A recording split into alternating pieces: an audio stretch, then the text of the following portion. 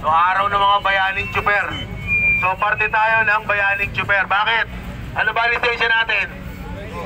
Professional driver, hindi professional rider. So walang ganong lisensya. So parte tayo ng mga bayaning tsuper. So bakit pa tayo nandito? Unang-una, araw ngayon ng mga bayani. So nung panahon ng pandemya, ang tawag natin bayani. Ang pinagkaiba ng buhay pa tayo hanggang ngayon. Yung nasa likod natin, rebulto na. So habang buhay pa tayo, habang meron pa tayong pagkakataon na iparinig sa Senado na kailangan na nilang isabatas at panahon na para maligal ang transportasyon na to, siguro kailangan natin kumilos. Kasi maraming beses ng pangyayari, tuwing mag-e-eleksyon, naaalala tayo, kinakausap tayo, ginagamit tayo. Bakit ngayon na tayo naman ang nangangailangan sa kanila, hindi natin sila makilap, makausap, o kung ano man? Pumasa na ang MEMC Taxi Law o Motorcycle for Hire Act sa Kongreso. So naipasa na sa mga congressman. Tapos na yung bola sa kanila. Ang bola ngayon, nasa Senado na. Ang problema, mag-e-eleksyon na naman. Pagdating ng eleksyon, basura na naman yung panukalang batas. Uulit na naman sa level 1. Paghahain, magre-repeal, o pakikipag-usap sa mga stakeholder. Ngayon, habang may panahon pa, kikilos tayo bilang mga rider. Nandito kami, nakabantay kami sa mga paggalaw nyo. Na dapat sana, habang wala pang eleksyon, nagtatrabaho pa rin kayo.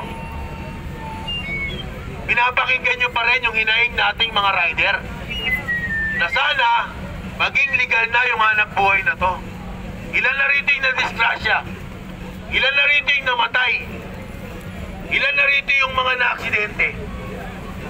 Sabi nung isang platform, disgrasyado raw yung uri ng hanap buhay na to, yung industriya na to. Pero ilan lang yun? At ano yung proteksyon na nakuha nila?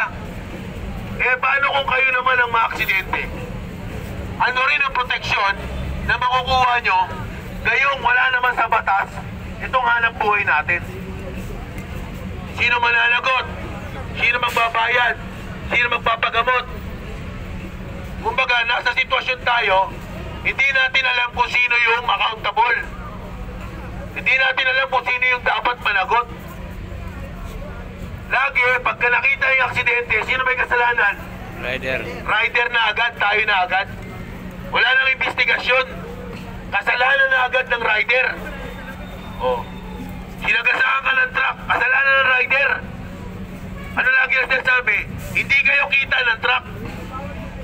Katarantaduhan yun.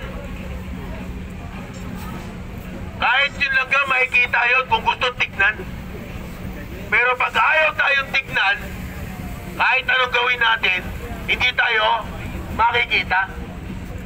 So kung hindi tayo kikilos na gaya ng ganito, hindi tayo magkakaisa, hindi tayo gagawa ng puwersa para manawagan sa kanila na dapat sa uling pagkakataon, bago man lang matapos ang 19th Congress sa Senado, meron kayong nagawa para sa mga rider. Lagi lang siya sabi, bayani ang rider. Lagi lang siya sabi, tayo yung nagano ng pandemya, nagkaahon sa ekonomiya. Bakit ngayon?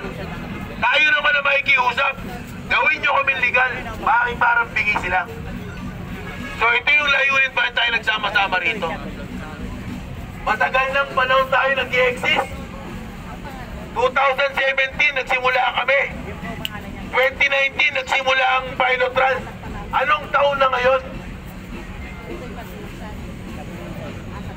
Talagang bayani tayo ng pandemya, walang namatay sa atin eh. Biyahe lang ng biyahe eh. Ngayon, tapos na yung pandemya. Asa na tayo ngayon? Dito pa. Ganun pa rin tayo. Naglipatan na nga lang yung iba sa inyo eh. Oh. Pero yung batas, yung panukalang batas, ganun pa rin. Pilot study pa rin. Pilot run pa rin. So yung panawagan natin, na sana, itong pagkilos natin, mapakilos naman natin yung mga senador. So nananawagan tayo kay Senator Grace po, na siyang may hawak ng panukalang batas ng MC Taxi o ng Motorcycle for Hire Act. Kasi si Grace po, patapos na yung termino. So hindi na tatakbo. So paano tayo pag wala na siya? Kaya kung tatakbo siya, baka kinakausap tayo ngayon. Hindi tayo kinakausap eh. Sa Kongreso, pumasa na. Meron lang tayong isang kalaban na congressman. Kasi ang boto niya, no eh. Hindi ko lang kilala kung sino. Pero kung sino man yun, eh good luck sa kanya. Kung maaalala nyo, nagpatagal na tayo ng isang senador. So ngayon, maglalaglag ulit tayo ng isa pa. Ngayong araw na to, ito yung araw natin bilang mga bayaning chopper o ng mga bayaning rider. Wala naman kasing professional rider na lisensya eh. Meron ba? Wala. Basahin niyo yung lisensya nyo nakalagay. Driver's license. Hindi naman rider's license. So tayo, parte tayo ng chopper. Parte tayo ng driver. Parte tayo ng komunidad na yun. Kung ang mga jeepney driver gusto nang i-phase out nung nakaraang Duterte administration, tayo naman gusto na nating maligal kahit wala tayong panahon nung Duterte administration. Ngayong Marcos administration, nagawa ng paraan na mapatigil o mabawasan ang mahigpit na pagpapatupad ng PUB modernization. Tayo naman, ang panawagan natin, baka sakali, baka naman, itong Marcos administration na nangako sa atin noong 2019, noong 2022, na pagka sila ang nanalo, maikinggan tayo at baka maligal tayo. Lagi tayong ginagamit eh. Gamit na gamit tayo tuwing eleksyon. Gamit na gamit tayo tuwing may sasabihin sila. Pero hanggang ngayon, pagdating sa issue na dapat maligal tayo, walang kumakausap sa atin. Walang gustong tumulong sa atin. Itong pagkilos natin, hindi ito patrabaho ng kumpanya. Bagamat ang mayor sa inyo nakamubit, dahil ito ngayon yung pinakamagandang apps eh. Tama? O paano ba mapasok yung ibang magandang apps kung walang legal na basihan? Ang mga kumpanya, sumusugal yan. So ang pagpipilian natin, kung hindi tayo legal, kung hindi masino, basura. So ang natin, ang issue natin sa sitwasyon na to, gawin yung legal para pumasok yung mas maganda at mas maayos at matitibay na application. Diba? Mas maraming apps, mas maraming kayong benepisyo. Liligawan tayo. Hindi tayo yung manliligaw sa kumpanya. Sa ngayon, ano nangyayari? Pagka na-aksidente kayo, sa kayo pupulutin? Lipat kayo sa kabila. Kasi deactivated kayo sa isa. Tama? Tama. So, ganun nangyayari. Niloloko nila tayo, niloloko natin sila. Wala kayong matinong programa sa rider, wala rin kaming matinong pagtatrabaho sa inyong kumpanya.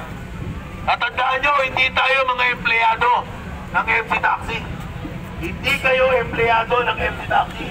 Wala kayong benepisyo. Tapatan to, wala kayong benepisyo. Kaya nga dapat, ang kitain natin sa industriya na to, sapat para makapag-ipon tayo, sapat na pera para makapagpagamot tayo. Pag dumating ang panahon na lumabas na yung mga sakit dahil sa hanap buhay na to. Nakaka-5 taon na tayo. 5 taon. After 5 years pa uli, aantay ko kung sino sa inyo may sakit sa baga. Sino yung nakaka-80 rights? Huwag mo lang itaas. Huwag niyong gagayahin yung 80 rights. Hindi yun pinakita para gayahin nyo. May mga utak kayo. Pinakita lang yun para ipakita sa lahat na kung puro kang angal, puro kang reklamo, wala kang makakain. Wala kayong mauuwi sa pamilya nyo. So,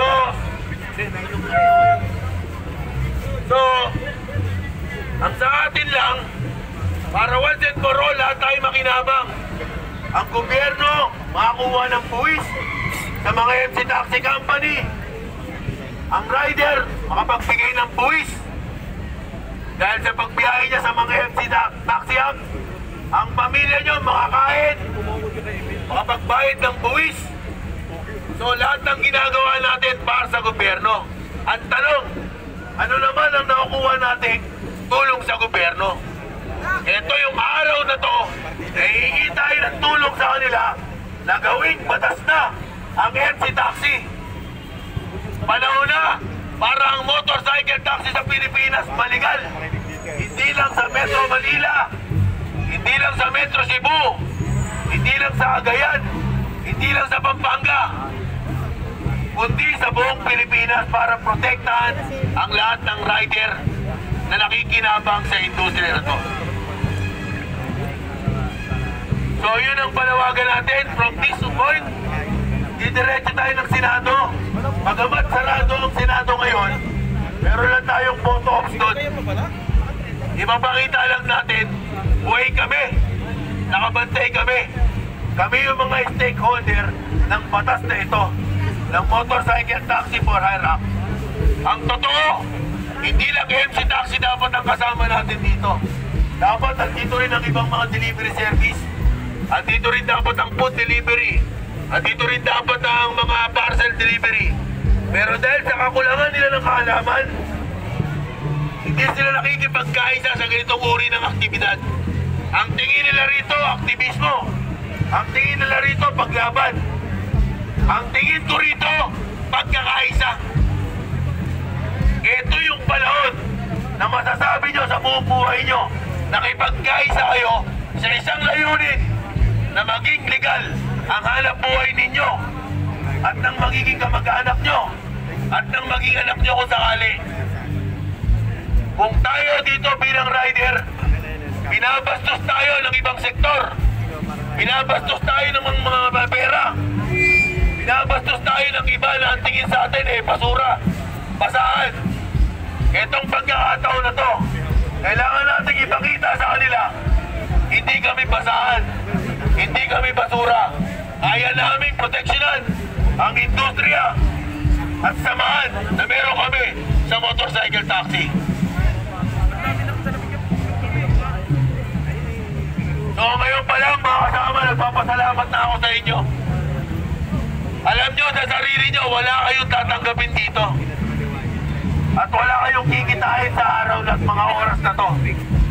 Pero bagamat wala kayong kikitain sa mga oras na to, nakipagkaisa kayo. Isang patunay na ang layunin pa rin, gusto nyo maproteksyonan, maligal ang hanap buhay na to. Maraming salamat sa inyo.